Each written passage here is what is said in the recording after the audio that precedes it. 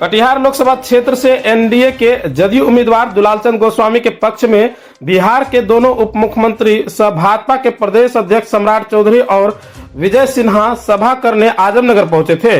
जनता के बीच संबोधित के दौरान दोनों नेताओं ने लालू और राहुल गांधी के परिवारवाद राजनीति पर जमकर प्रहार किया और नरेंद्र मोदी की तीसरी बार पुनः प्रधानमंत्री बनने के लिए जदयू प्रत्याशी दुलालचंद गोस्वामी को जिताने के लिए अपील किए।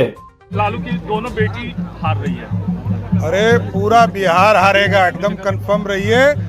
एकदम राष्ट्रीय जनता दल का पिछले बार भी खाता नहीं खुला था, इस बार भी नहीं खुलेगा। हम 40 की 40 सीट फिर जीतेंगे। लालू का कुनवा पहुंच गया है। कह दिए कि अब परिवार की जिम्मेदारी नहीं चलेगी। बिहार की जनता लोकतंत्र की जननी की भूमि है, ये मोदी जी के साथ है और मोदी जी विकसित बिहार का संकल्प हर बिहारी को दिला चुके हैं।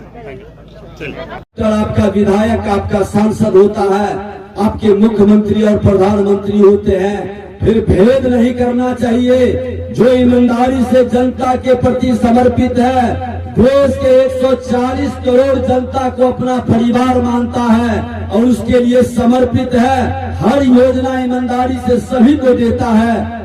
सभी बंधनों को तोड़ देना चाहिए, सभी को विकारों से बाहर निकल करके वो अच्छे डॉक्टर को चुनना चाहिए, जो डॉक्टर जनता के हित में, जनता के लिए आपके बीच खड़ा होकर के काम करता है।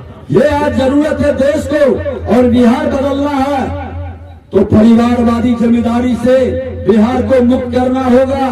आज विकारों से हटकर जो धर्म के नाम पर लोगों को बरगला करके, जाति के नाम पर बरगला कर करके जो वोट आपका लेता है और उस वोट के कारण आपके युवाओं को पलायन के लिए विवश करता है। आज बता दें कि बिहार के अंदर इतनी ज्यादा जो पलायन की गति बढ़ी है, किसके कारण? जिन्होंने जंगल अनाज का वातावरण बनाया, अपराधियों के, नौजवानों के हाथ में हथियार देकर अपराधियों का मनोबल बढ़ाया, भ्रष्टाचारियों का मनोबल बढ़ाया, जो लालटेन युग में ले जाने का बार बार प्रयास किया। अब तो एलईडी का युग है, लालटेन युग में बिहार नहीं लौटेगा। हर नौजवान डिजिटल योद्धा के रूप में काम कर रहा है, देश और दुनिया को देख रहा है।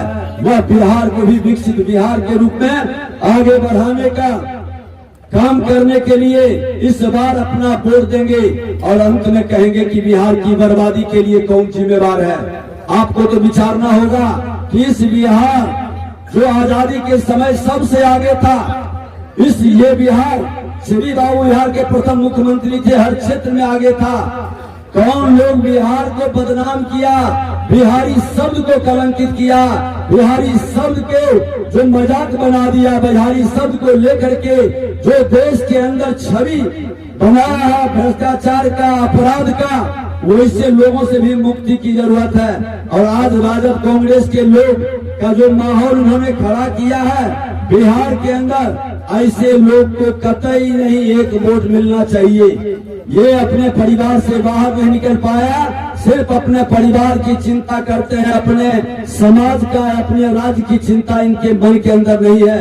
तो हम आपसे कहेंगे कि आपका एक एक वोट आज इनको तीर छापर गोस्वामी जी को मिलना चाहिए। और एनडीए गठबंधन का जब एक एक सीट जीत के जाएगा तो पूरा 40 के 40 हम देश के प्रधानमंत्री नरेंद्र मोदी जी के झोली में डालेंगे। और जब 40 सीट जाएगा तो फिर इस बार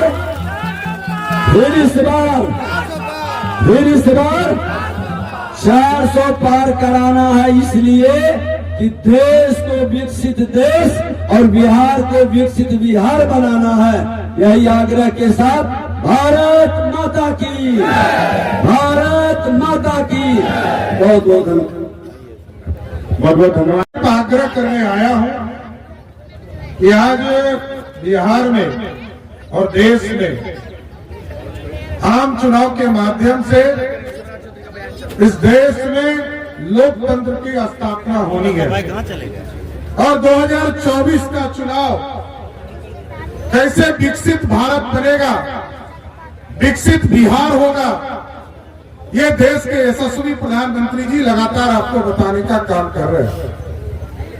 और संकल्प जो हमारा था साथियों, 2019 के चुनाव में जितना संकल्प 234 संकल्प को देश के यशस्वी प्रधानमंत्री जी ने लेने का काम किया था, उसमें से 223 संकल्प को पूरा करने वाला कोई प्रधानमंत्री है, उसका नाम है नरेंद्र मोदी।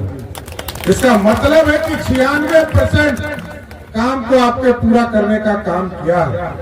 और इस बार भी देश के यशस्वी प्रधानमंत्री जी ने घोषणा किया 4 करोड़ घर पक्के मकान आपको मिले साथियों।